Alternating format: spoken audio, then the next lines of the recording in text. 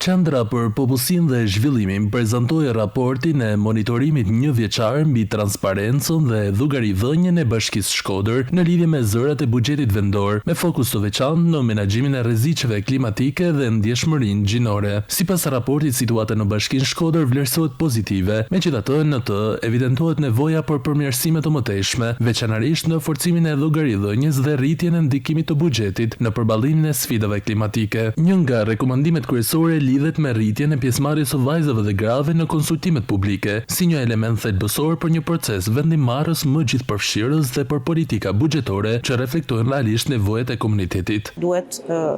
të jenë sa më të detajuara nevoja për shembull ose shpenzimet që janë nga Bashkia e Shkodër për sa përket rreziqeve klimatike, se çfarë bëhet për ta parandaluar dhe se si janë të shprehura këto në buxhet, ashtu sikurse ndjeshmëria gjinore në lidhje me